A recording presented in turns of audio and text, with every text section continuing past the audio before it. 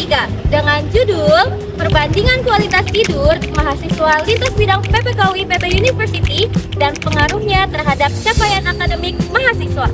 Halo teman-teman semua, pernah nggak sih kalian ngerasa bangun di pagi hari tapi rasanya malah lebih capek daripada sebelumnya? Atau pas lagi ujian, pikiran kalian ngeblank kemana-mana padahal tadi malam udah begadang belajar. Sebagai mahasiswa PKU, mungkin inilah adalah hal yang sangat wajar kita rasakan. Aku juga tahu persis gimana rasanya kita dikejar deadline, laporan praktikum, dan juga tugas yang datang bertubi-tubi tanpa henti. Disinilah kelompok kami itu tertarik untuk meneliti apakah tuntutan akademik ini berpengaruh pada kualitas tidur yang kita alami, dan apakah kualitas tidur ini berpengaruh pada capaian akademik kita nantinya. Yuk kita bedah bareng-bareng lewat penelitian kita yang berjudul Perbandingan Kualitas Tidur Mahasiswa IPB University dan Pengaruhnya Terhadap Capaian Akademik Mahasiswa. Nah, riset kami ini didasari oleh realitas bahwa tidur bukan hanya soal memejamkan mata, tapi soal pemulihan fungsi kognitif kita. WHO sendiri menyatakan bahwa kualitas tidur yang buruk berbanding lurus dengan penurunan konsentrasi. Melalui metode voluntary sampling, kami berhasil mengumpulkan data dari 115 responden yang tersebar dari 3 rumpun.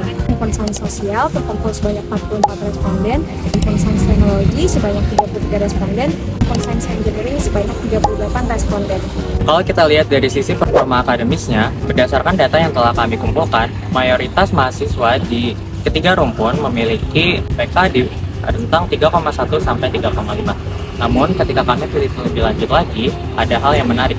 Di rumpun sosial dan sains, mereka memiliki proporsi mahasiswa dengan IPK di atas 3,5 yang paling tinggi di antara rumpun yang lainnya.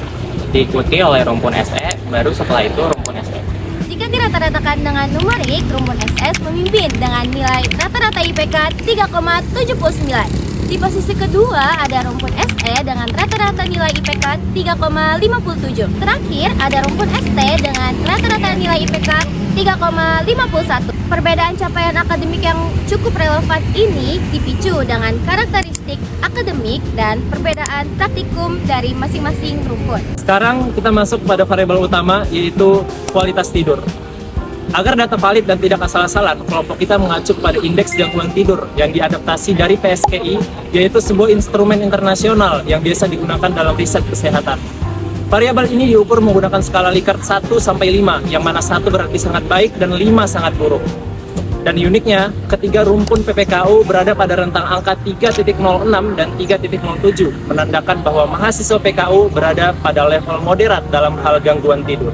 Betul, dan menariknya karena kita pakai adaptasi PSKI yang kita ukur itu bukan cuma durasi dan tidurnya aja, tapi skor komprehensif ini mengukur beberapa hal seperti kualitas subjektif, latensi atau kecepatan kita tertidur, serta disfungsi aktivitas di siang harinya atau pagi harinya. Kita tunjukkan juga kalau misalnya mahasiswa PPKU ini dia terjaga di malam hari itu karena tidurnya itu yang kurang dari 7 jam serta kegiatan terganggu di malam hari itu. Selain dimensi, indikator kelelahan dan mengantuk juga menunjukkan angka yang cukup tinggi di ketiga rumpun. Ini menjadi bukti nyata bahwa kuantitas tidur yang kurang secara konsisten akan menurunkan kualitas mahasiswa dalam melaksanakan aktivitas di kampus. Nah, ini dia menu utama dari presentasi kami. Bagaimana korelasi antara skor gangguan tidur dengan IPK mahasiswa. Kami menggunakan nilai R. Pearson dengan skala min 1 hingga positif 1. Mari kita lihat rumpun ST. Di rumpun ST memiliki nilai R. Pearson sebesar minus 0,195. Ini menunjukkan hubungan negatif lemah. Artinya, semakin banyak gangguan tidur yang dialami oleh mahasiswa rumpun ST, maka IPK-nya akan cenderung lebih rendah. Bergeser pada rumpun SS, nilai R-nya adalah min 0,022 yang dikategorikan sangat rendah. Pola pada rumpun ini menunjukkan hampir tidak ada korelasi antara gangguan tidur dan nilai IPK mereka. Faktor tidur bukanlah faktor penentu utama yang menunjukkan naik turunnya IPK mahasiswa. Kemungkinan ada faktor lain seperti faktor adaptasi dan faktor tipe penugasan non-ujian yang lebih berpengaruh pada IPK mereka. Yang paling unik adalah rumpun SE karena nilai R-nya positif lemah yaitu 0,133. Hal ini unik karena ternyata ada kecenderungan mahasiswa dengan gangguan tidur yang lebih tinggi justru beriringan dengan capaian IPK yang lebih tinggi. Kami menduga hal ini bisa terjadi karena adanya tekanan belajar yang tinggi sehingga mahasiswa SE rela mengorbankan waktu tidurnya untuk menyelesaikan proyek dan belajar yang akhirnya mendongkrak IPK mereka jadi lebih tinggi. Sebagai kesimpulan dari riset kelompok 7, hubungan antara tidur dan IPK pada mahasiswa PPKU IPB University secara umum masih bersifat lemah. Tidur yang cukup memang krusial untuk kesehatan, namun capaian akademik mahasiswa di lapangan nyatanya merupakan variabel kompleks yang dipengaruhi oleh beberapa faktor. Antaranya manajemen waktu, motivasi belajar, lingkungan, hingga metode evaluasi.